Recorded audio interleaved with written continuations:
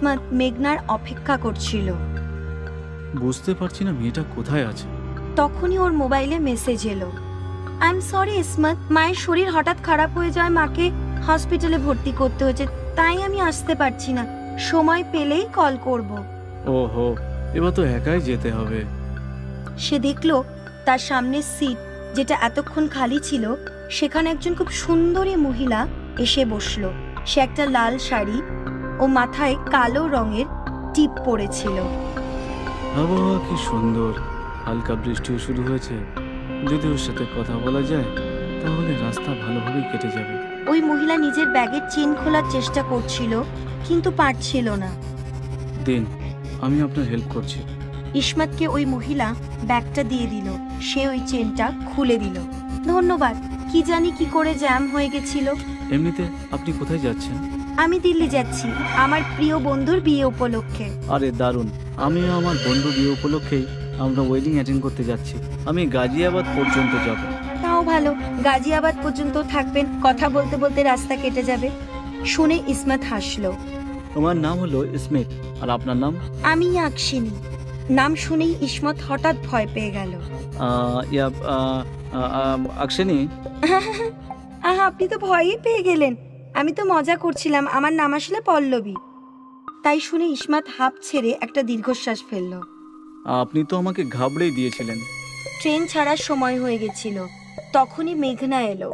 ওই মহিলার পাশে ইসমতের সামনে গিয়ে সে বসে পড়ল। ওকে দেখে ইসমত খুশি হলো, আবার চমকেও গেল। তুমি তো মেসেজ করেছিলে যে তুমি আসতে পারবে না। ও, সে তো আমি একটু মজা করছিলাম। তুমিও যে কি না, মজা করে যা খুশি বলে দাও। ট্রেন খুব জোরে চলতে শুরু করেছিল।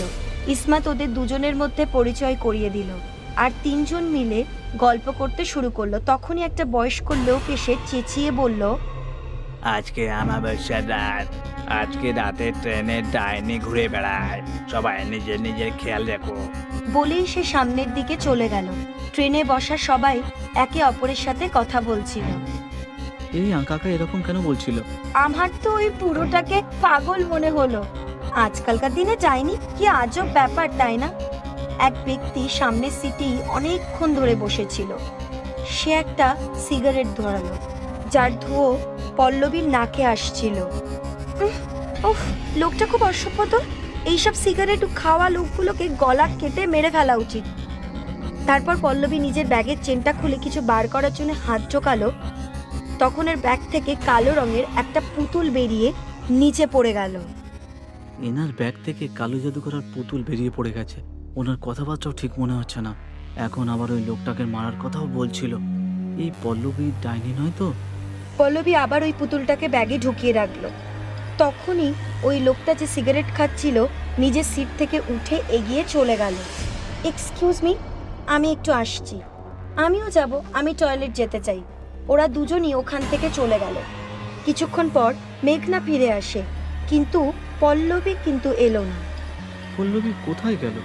ও বলল এক্ষুনি আসছে।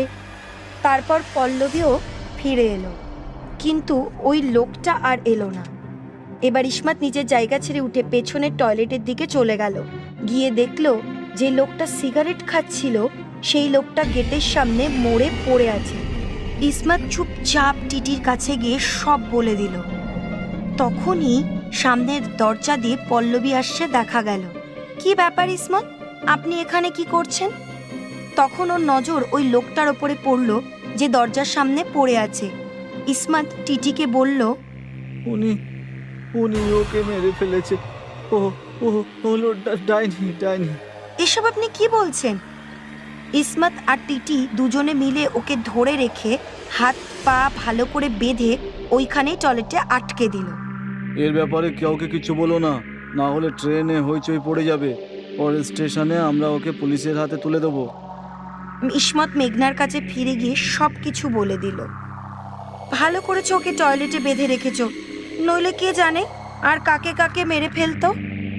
মেঘনা দেখতে পেল যে সামনে টিটি আসছে। কোন এক অজানা কারণে মেঘনা সেখান থেকে উঠে চলে গেল। আমি একটু আসছি। ইসমত চিন্তায় পড়ে গেল ও হঠাৎ আবার কোথায় চলে গেল। ওই মেয়েটা যে আপনার সামনে বসেছিল সে কি আপনার সাথে ছিল? হ্যাঁ, আপনাদের দুজনের টিকিট দেখান। ইসমত নিজের টিকিট দেখিয়ে বলল। ওর টিকিট ওর কাছেই আছে হয়তো। টিটি চলে গেল। তখনই ইসমতের মোবাইলে মেঘনার ফোন আসায় ও রিসিভ করলো, কানে ধরলো। কি হলো মেঘনা, তুমি কোথায় আছো? সরি ইসমত, আমি আসতে পারলাম না। মার শরীর ঠিক থাকলে আমি অবশ্যই আসতাম। তোমার খারাপ লাগছে না তো? এই কথা শুনে ইসমত ভয় পেয়ে গেল আর ওর মোবাইল হাত থেকে নিচে পড়ে যায়। আরে মেঘনা যদি বাড়িতে থাকে তাহলে আমার সাথে ওটা কি? ও টিটিকেও দেখতে পেল না। ইসমত মোবাইলটা তুলে নিয়ে তাড়াতাড়ি টয়লেটের দিকে চলে গেল। তারপর পল্লবীর হাত পা খুলে দিয়ে মুক্ত করে দিল। যে মেয়েটা তোমার সাথে যাচ্ছে সেই আসল ডাইনি। আমি এই ট্রেনটার ব্যাপারে অনেক কিছু শুনেছিলাম, এর জন্য আমি ওকে এখানে মারতে এসেছিলাম। আমার ভুল হয়ে গেছে, ও আমার বন্ধু সেজে এসেছিল, এর জন্য আমি ওকে চিনতে পারিনি। পল্লবী ইসমতের সাথে নিজেদের সিটে গেল। তারপর ব্যাগ থেকে কালো পুতুলটা বের করে তাতে একটা লাল সুতো বাঁধলো। তারপর ওরা অন্য দরজার দিকে গিয়ে দেখলো টিটির গলায় মেঘনা দাঁত দিয়ে কামড়ে ধরে দাঁড়িয়ে আছে আর ওর রক্ত খাচ্ছে। তাকে ভয়ানক দেখতে লাগছিল। নিজের আসল রূপ ধারণ করলো সে।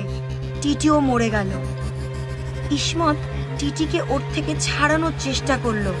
সুযোগ বুঝে পল্লবী ডাইনির একগোছা চুল ছিঁড়ে নিয়ে পুতুলটার গায়ে ভালো করে ওই চুলটা বেঁধে দিল। তারপর হঠাৎ ও একটা মন্ত্র পড়তে শুরু করলো। তারপর ট্রেনের বাকি সবাই এসব দেখে খুব ভয় পেয়ে গেল। তখনই পল্লবী বলল, ভাই তাড়াতাড়ি লাইটারটা দিন তো। পল্লবী একটা মন্ত্র পড়ে পুতুলটাতে আগুন লাগিয়ে দিল। সাথে সাথে ডাইনির গায়েও আগুন লেগে গেল। সে টিটির লাশও ইসমতকে ছেড়ে দিল। আগুন লেগে যাওয়ায় ডাইনিটার দরজা দিয়ে ফ্লাইওভারের নিচে পড়ে গেল। জ্বলন্ত পুতুলটাও পল্লবী বাইরে ফেলে দিল ট্রেন থেকে। তুমি ঠিক আছো তো? পল্লবী ওর দিকে তাকিয়ে বলল, হ্যাঁ আমি ঠিক আছি। এখন আপনাদের আর ভয় পাওয়ার দরকার নেই, ওই ডাইনি আর আসবে না। তারপর সবাই নিশ্চিন্তে ট্রেনে যাত্রা করলো। আর এখানেই ডাইনির গল্প চিরদিনের মতো শেষ হয়ে গেল। কামায়ানি এক্সপ্রেস অনেক বছর ধরেই চলছিল।